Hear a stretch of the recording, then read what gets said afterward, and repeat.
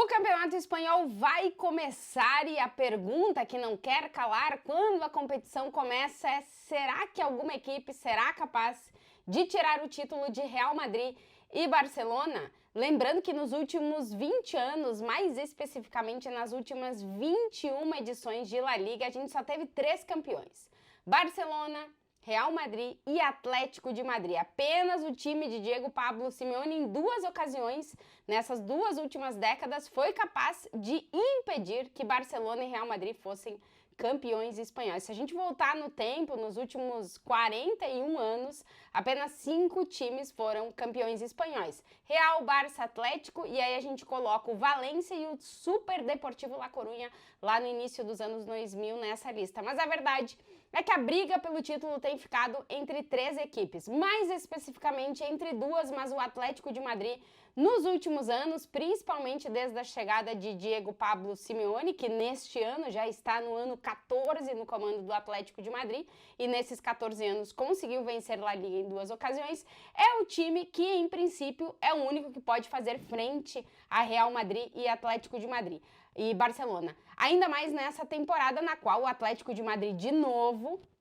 até esse momento, é o clube que mais se reforçou no futebol espanhol, que mais gastou em contratações. Já foi assim na janela de verão europeu passada, na metade do ano passado, quando o Atlético de Madrid gastou mais de 180 milhões de euros em contratações.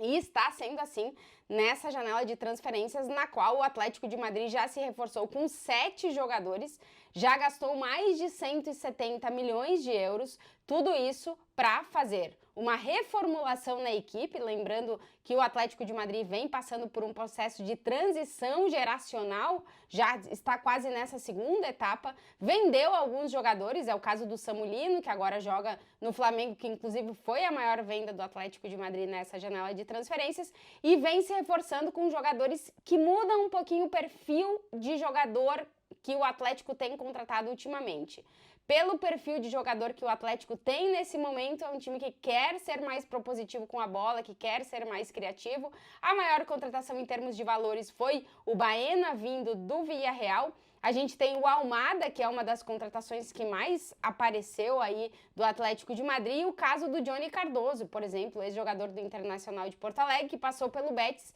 e agora chegou como novo volante do Atlético. São 7 contratações no total do Atlético de Madrid, que de novo gasta bastante para tentar fazer frente a Real Madrid e Barcelona nesse campeonato espanhol. A briga pelo título deve estar entre esses 3 clubes, com o Barcelona partindo como favorito, que se reforça em posições importantes, como é o goleiro, e também no ataque um Real Madrid que vai passar, está passando por um processo de transição de um novo Real Madrid, agora no comando do Xabi Alonso. Fez contratações importantes também, gastou quase 170 milhões de euros também nas incorporações, porque precisa, depois de uma temporada ruim, voltar a ser competitivo dentro do Campeonato Espanhol, claro, Liga dos Campeões. Sempre o Atlético de Madrid, que com mais uma grande janela entra aí na briga. São os 3 que devem de novo estar na briga pelo título. Pode vir alguém por fora? Talvez. É mais complicado, porque se a gente for olhar para os times que foram bem na última La Liga,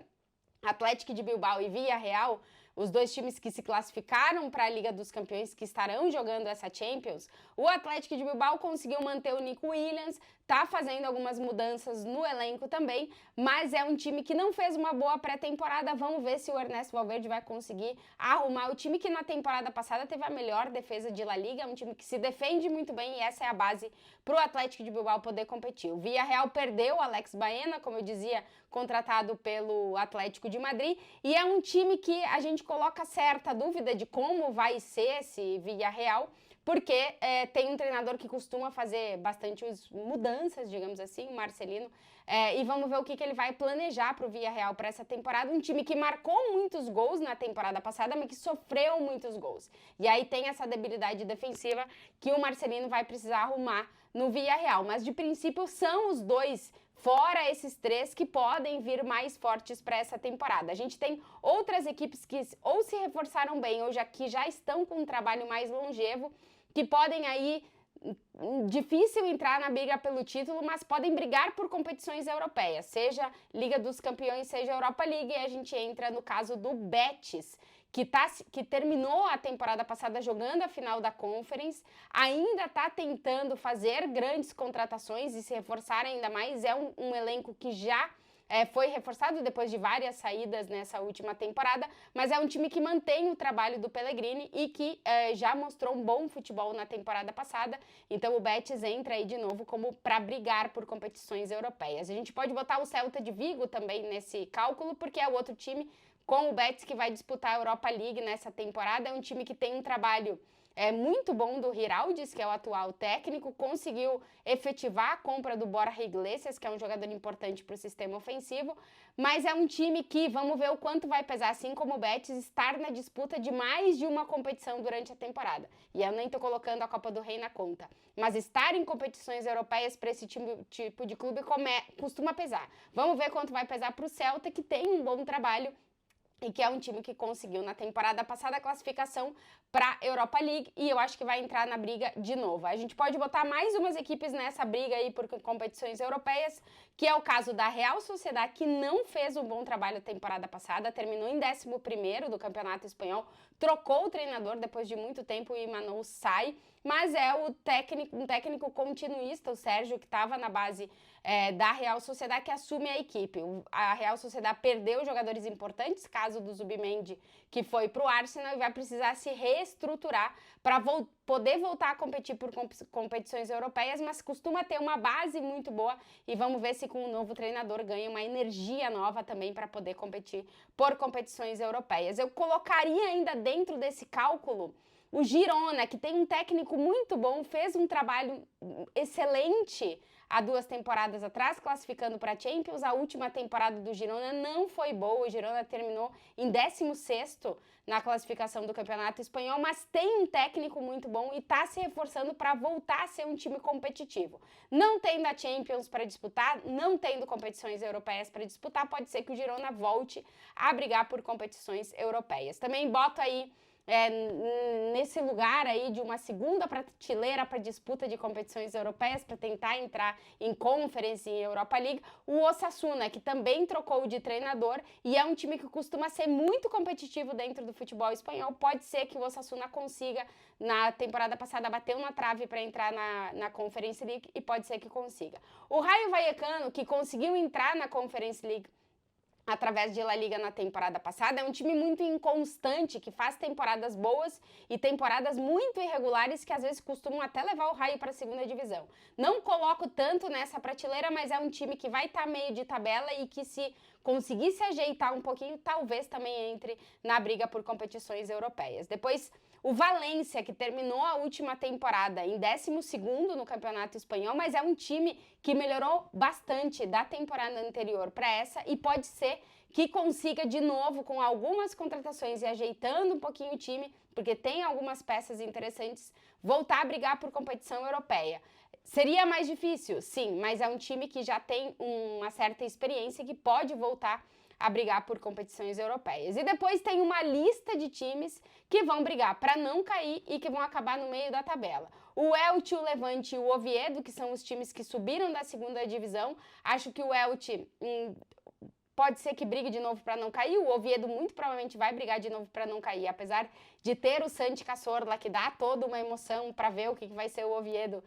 de novo nessa La Liga. Contratou o Salomão Rondon, que é outro veterano muito experiente, que volta também ao futebol espanhol. Vamos ver, o Oviedo é uma grande incógnita, né? Porque talvez seja a grande surpresa aí para a gente ver neste campeonato espanhol. O Alavés, o Espanhol, o Getafe, que não está conseguindo inscrever jogadores. Vamos ver como é que vai ser a situação dessas equipes, mas eu acho que vão brigar ali de novo por meio de tabela, ou quem sabe para não cair. E a situação, uma das piores situações do futebol espanhol no momento, talvez seja a do Sevilha, que está com muitas dificuldades financeiras. Na temporada passada terminou a 1 ponto da zona de rebaixamento, quase caiu, terminou 17º, viveu uma temporada horrível. O Sevilha está com muita dificuldade de voltar a ser aquele Sevilha competitivo. Nos últimos anos tem brigado para não cair dentro de La Liga e está com muitas dificuldades financeiras. Vamos ver que elenco o Sevilha vai ter para essa temporada, para sair dessa situação de todo ano estar brigando para não cair dentro do Campeonato Espanhol, mas realmente uma temporada que promete ser complicada para o Sevilha. O Mallorca, que é o outro dos 20 clubes do Campeonato Espanhol, tem um técnico muito bom, mas tem um elenco que está mudando muito, saída de jogadores importantes, e é muito uma incógnita agora mesmo o que a gente vai ver desse Mallorca. Pelo técnico que tem, pode brigar por competição europeia, mas vamos ver o elenco que vai ser entregue para o Jagoba e o trabalho que ele vai fazer. Acho que a briga pelo título, que no final das contas é o que a gente vai falar mais, vai acabar ficando mesmo entre Barcelona, que para mim entra de novo como favorito por ter um trabalho mais estabelecido e a gente já saber o que esse Barça pode fazer e ainda ter reforços, o Real Madrid, que ainda é uma incógnita nesse novo trabalho do Xabi Alonso, e o Atlético de Madrid, que se reforçou muito bem e que agora o grande desafio é do Simeone para ver se vai conseguir fazer do Atlético de Madrid um time competitivo e que de verdade brigue pelo título de La Liga.